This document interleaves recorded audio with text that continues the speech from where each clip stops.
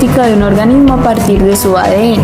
Por lo tanto, la clonación es el proceso por el que se consiguen copias idénticas de un organismo ya desarrollado. Aquí hay que notar que la clonación natural sí existe y que uno de los organismos que es capaz de clonarse así es el ser humano. La clonación natural se da en aquellos organismos que se producen de manera sexual, como algunas plantas y bacterias. En el caso del ser humano, sucede cuando el embrión se divide en las etapas iniciales de desarrollo, que es el caso de gemelos. Por otro lado, tenemos la clonación artificial. La clonación artificial se divide en tres. Primero, clonación artificial genética, que es donde se produce copias de genes o segmentos completos de un ADN. Segundo, clonación artificial reproductiva, que es aquella en la que se produce copias de animales u organismos enteros. Y tercera, clonación artificial terapéutica, que tiene como finalidad producir células madres de un embrión que después serán utilizadas como reemplazo de tejidos lesionados o afectados. La historia de la clonación comienza a finales del siglo XIX. Hasta este entonces, los científicos creían que si una célula con la información genética completa se divide en dos, cada célula nueva tendría solo la mitad de los genes, y si éstas se volvían a dividir entonces, cada célula tendría un cuarto de la información. En 1885, Hans Gers confirmó que esta teoría no era verdadera con un embrión de erizo de mar, que tenía dos células. Al sacudirlo, estas se separaron y cada una creció hasta convertirse en un erizo completo. Se continuaron haciendo experimentos basados en esta nueva teoría para ver hasta qué punto las células podían ser separadas y crecer hasta convertirse en un nuevo organismo completo.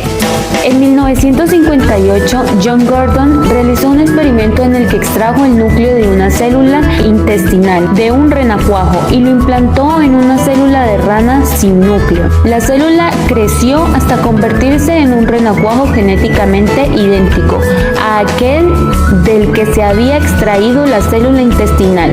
Por lo tanto, se observó que el núcleo de las células somáticas de un animal desarrollado puede ser utilizado en la clonación. Sin embargo, no se había experimentado con mamíferos cuyas células reproductivas son más pequeñas. La misma técnica del renacuajo fue aplicada con el núcleo de un embrión de conejo, dando un resultado exitoso. En 1984, Steve Wilson fusionó las células de un embrión de oveja con una célula sin núcleo. Después, implantó la nueva célula fusionada en el útero de una oveja hembra. El experimento tuvo buenos resultados cuando la oveja dio a luz a 3 corderos. En 1996 nace Dolly, la oveja que se convertiría en el primer mamífero creado a partir de una transferencia nuclear. La diferencia fue que el núcleo provino de una célula de la vejiga de una oveja adulta. Esto significaba que el material genético del núcleo ya se había diferenciado, al contrario de una célula que tiene embrión. Aún así, el éxito del experimento puso un foco en la clonación, pues se comprobó que se podían crear clones a partir de una célula de un animal adulto ya desarrollado. Un año más tarde apareció Polly, otra oveja que llevaría la clonación al siguiente nivel. Dolly fue el resultado de una célula ya cultivada, pero para el caso de Polly, científicos cultivaron células de piel de oveja en el laboratorio a las que introdujeron un gen humano. El ADN modificado fue introducido en una célula sin núcleo y de ella nació Polly. Esta oveja produce leche que contiene una proteína que solo puede ser fabricada con la presencia del gen humano introducido. Polly fue el primer animal transgénico que demostró los usos de la clonación para fines terapéuticos. Esta técnica de utilizar el núcleo de una célula desarrollada con una célula sin núcleo se le conoce como transferencia nuclear de células somáticas, y este procedimiento el que se utilizó para llevar a cabo la primera clonación humana. En 2013, un equipo de científicos consiguió producir un embrión humano que podría ser utilizado como fuente de células madre, el tipo de células que no se han diferenciado y pueden fabricar cualquier tipo de células del cuerpo. Las células madre del embrión correspondieron a las células del paciente que las donó. Sin embargo, todavía no hay noticias de un ser humano completamente desarrollado que haya nacido a partir de un proceso de clonación. Y es que la clonación humana ha estado sujeta a implicaciones éticas fuertes. Incluso en algunos países se han adoptado leyes específicas a este proceso para delimitar lo que puede ser legal y lo que no. Pero, ¿en qué se basan estas oposiciones? En los 4 principios de la bioética. El número 1 es principio de beneficencia. Se refiere a que los actos médicos deben tener la finalidad de ofrecer un beneficio para las personas en quien se realiza el acto, ya sea a través de un medicamento o de una cirugía. De esta forma, cuando percibas un tratamiento, siempre debes tener en mente dos cosas: no hacer daño y beneficiar a tu paciente. Aunque parezca obvio y repetitivo, la diferencia entre no dañar y mejorar la salud de los pacientes es muy importante si se toma en cuenta la gran cantidad de efectos adversos de los medicamentos, algunos de ellos fatales. Segundo, principio de autonomía. Tiene que ver con el derecho del paciente a decidir por sí mismo sobre los actos que se practicarán en su propio cuerpo y que puede afectar directa o indirectamente su salud. El mayor ejemplo del respeto a la autonomía del paciente es el consentimiento informado, un aspecto muy importante en donde el paciente otorga su consentimiento para que cualquier procedimiento médico sea practicado en su persona, debido a que todo acto médico puede tener efectos indeseables e impredecibles. Principio de no maleficencia. Se le considera el principio más importante y significa que cualquier acto médico debe tener como único objetivo no hacer daño al paciente. Cuarto, principio de justicia. En este principio, el médico se ve obligado a tratar a cada paciente como le corresponde, sin más ni menos atributos que los que su condición amerita. Este principio eleva la idea de tener servicios de salud de óptima calidad, accesibles para toda la gente de manera equitativa. Teniendo en cuenta las diferentes clases de clonación artificial, enfatizando en la clonación reproductiva, es necesario mencionar sus ventajas y desventajas. Como ventajas tenemos el tratamiento de enfermedades. Uno de los mayores beneficios de la clonación humana sería el tratamiento de enfermedades. Las células clonadas contribuyen a los procesos de investigación científica, sirviendo como células modelos para investigar la causa de las enfermedades y las respectivas drogas curativas. Así, se podría lograr un estilo de vida saludable para las personas. Además, estas células pueden servir para el trasplante o para la creación de órganos. Así, se podría sacar ventaja de amplio conocimiento en términos de desarrollo para aplicarlo a la medicina regenerativa. Otra ventaja sería la clonación de células. Si bien no estamos hablando de la clonación humana específicamente, la clonación podría ser usada también para la producción de plantas o animales.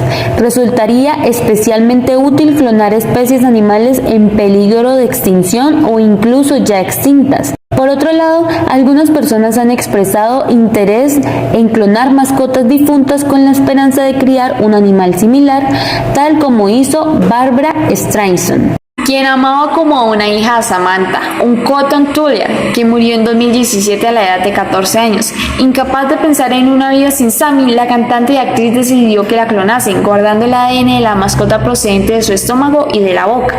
De este experimento nacieron dos cachorros idénticos a Samantha, Miss Violet y Miss Scarlet, que se unen a la sobrina Miss Fanny. Streisand inmortalizó a todas las mascotas en una imagen junto a la tumba de Samantha. Distinguir la imagen de la difunta perra de sus clones es casi imposible, son todos iguales. La clonación sería un pro en el campo de la investigación agrícola y ganadera, para mejorar la selección de animales o plantas que presentan buenos rendimientos en sus producciones, algo que ya está puesto en práctica desde hace un tiempo. Otra ventaja sería que las personas infértiles puedan criar hijos con su información genética. De la misma manera, las parejas del mismo sexo pueden tener hijos sin el uso de esperma o óvulos de donantes. Si bien no se discute que algunas técnicas de clonación pueden traer grandes beneficios para los seres humanos, como en todos los avances científicos, también existe un lado negativo. Las principales desventajas de la clonación surgen de debates éticos sobre el procedimiento. Incluso hay algunos países donde la clonación está prohibida legalmente, como por ejemplo Australia, que permite la clonación terapéutica en algunos estados, siempre y cuando esté dentro de los límites reglamentarios y sujeta a la legislación estatal. Canadá, quien prohíbe en su legislación la clonación reproductiva y la terapéutica. Estados Unidos, que no tiene ninguna legislación al respecto que prohíba la clonación por completo. En España, que se prohíbe la clonación reproductiva y desde el 2007 permite la clonación terapéutica. En Francia, quien prohíbe ambos tipos de clonación. En Inglaterra, quien permite la clonación de embriones humanos con fines terapéuticos. en Alemania, quien condena el uso de embriones en la investigación médica, y Corea del Sur, que permite la clonación terapéutica y prohíbe la clonación reproductiva con penas de 10 años de prisión. La gran mayoría de personas apoya la clonación terapéutica, ya que los beneficios y aportaciones a la ciencia médica son más que notables y provechosos. Sin embargo, la clonación reproductiva es aquella a la que sin dudar se le ponen trabas, como lo es el incumplimiento en el campo ético, lo que lleva a cuestionar e implementar límites respecto a su avance y evolución. Se argumenta que la persona resultante de la clonación humana sentirá que debe seguir el estilo de vida y las costumbres de su clon, cuestionando así las libertades individuales. El otro debate sobre la clonación humana trata de las dificultades técnicas del proceso. Esto se debe a que algunos estudios realizados en otros mamíferos han detectado que el proceso de clonación puede acarrear problemas de salud que finalmente podría llevar a la muerte del ser clonado. Por ejemplo, en el famoso caso de la clonación de la oveja Dolly, uno de los inconvenientes más importantes fue el envejecimiento prematuro y obviamente los 276 intentos fallidos antes del éxito de este experimento. Teniendo en cuenta lo anteriormente dicho, según Business Insider, la clonación de mamíferos tiene una tasa de éxito entre el 10% y el 20%, y como si eso no fuera suficiente desde una perspectiva técnica, la clonación humana y de otros primates es más difícil aún que la de otros mamíferos. ¿Cómo actúa la legislación frente a la clonación? En el plano internacional, la cuestión de la clonación con fines de reproducción se trató de manera urgente en varios organismos de las Naciones Unidas a raíz del anuncio de 1997 del nacimiento de la oveja Dolly. La OMS declaró que la utilización de la clonación para la replicación de seres humanos es éticamente inaceptable y contraria a la dignidad e integridad humana. Además, la Declaración de la ONU sobre la clonación humana implora a los Estados miembros que prohíban todas las formas de clonación humana existentes. Y en Colombia, pues dentro de la normativa y lineamientos del Código Penal colombiano, basado en los derechos humanos suscritos en la Constitución Política de 1991, el capítulo 8 habla de la manipulación genética y castiga la clonación según el artículo 133, que habla de la repetibilidad del ser humano, el cual indique el que genere seres humanos idénticos por clonación o por cualquier otro procedimiento incurrirá en prisión de 32 a 108 meses de cárcel. De la misma forma, el artículo 134 dicta que la fecundación y tráfico de embriones humanos, el que fecunde óvulos humanos con finalidad diferente a la procreación humana sin perjuicio de la investigación científica, tratamiento o diagnóstico que tenga una finalidad terapéutica con respecto al ser humano objeto de la investigación, incurrirá en prisión de 16 a 54 meses. En la misma pena incurrirá el que trafique con gametos, cigotos o embriones humanos, obtenidos de cualquier manera o cualquier tipo. Ahora bien, teniendo en cuenta las ventajas que la clonación ofrece, retomando el caso de la oveja Dolly, la oposición en base a los 276 intentos fallidos antes del nacimiento de Dolly, el primer mamífero en ser clonado, se contrarían con la existencia de 4 clones de Dolly que continuaron sanos con un margen de error mucho más bajo, lo que indica que el avance científico siempre busca el progreso.